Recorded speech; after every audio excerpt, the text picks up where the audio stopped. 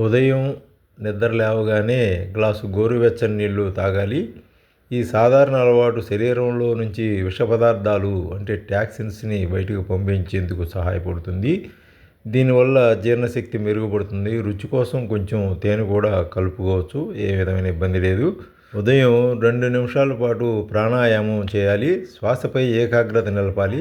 దీనివల్ల శరీరానికి తగిన విశ్రాంతి లభిస్తుంది. రిఫ్రెష్ కావడానికి ఇది మంచి మార్గం. సంప్రదాయ ఆయుర్వేదంలో ప్రాణాయామానికి ప్రత్యేకమైనటువంటి ప్రాధాన్యం ఇవ్వబడింది. అల్లం, తులసి, నల్ల మిరియాలు వేసి తయారు చేసినటువంటి గోరువెచ్చని హెర్బల్ డ్రింక్ తీసుకుంటే శరీరానికి ఎంతో మేలు. వర్షాకాలంలో వైరల్ జ్వరాలు బారిన పడకుండా ఉండడానికి, రోగ నిరోధక శక్తి పెంచుకోవడానికి ఇది ఎంతో ఉపకరిస్తుంది. నువ్వుల నూనెతో పావుగంట పాటు శరీరాన్ని మర్దన చేసుకోవాలి. పిండ తైలం కూడా మర్దనకు వాడవచ్చు. మర్దన వల్ల రక్త సరఫరా మెరుగు అవుతుంది. కీళ్ళు బిగుసుకుపోకుండా ఉపశమనం కలుగుతుంది. మర్దన తర్వాత గోరువెచ్చటి నీటితో స్నానం చేయాలి. వారానికి ఒకసారైనా తైల మర్దన చేసుకోవటం అత్యంత శుభప్రదం. వర్షాకాలంలో తేమ వల్ల ఫంగల్, బ్యాక్టీరియా ఇన్ఫెక్షన్ వస్తూ ఉంటాయి. అందుకే చర్మాన్ని తడి లేకుండా చూసుకోవాలి. వర్షంలో తడిస్తే వెంటనే వేడి నీళ్ళతో స్నానం చేసి తడి లేకుండా శుభ్రంగా తుడుచుకోవాలి.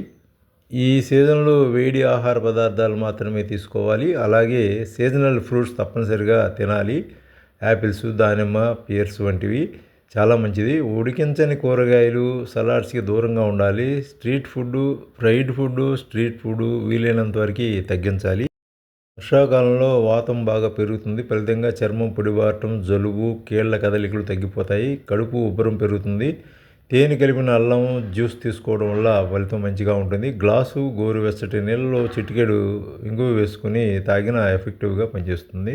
ఈ సీజన్లో పగటి నిద్ర మంచిది కాదు. దీనివల్ల జీవక్రియలు నెమ్మదిస్తాయి, బద్ధకం పెరుగుతుంది. కాబట్టి మధ్యాహ్నం నిద్ర దరిచేరకుండా ఏదైనా వ్యాపకంలో మునిగిపోవడం ఉత్తమం. విన్నారు కదా, ఇలా ఆరోగ్యరీత్యా మంచి అలవాట్లు నేర్చుకోవడం మంచిది. అలాగే సబ్స్క్రైబ్ చేసుకుని ఇంకా మంచి వీడియో చూడవచ్చు. మీ స్నేహితులు షేర్ చేయండి, లైక్ చేయండి.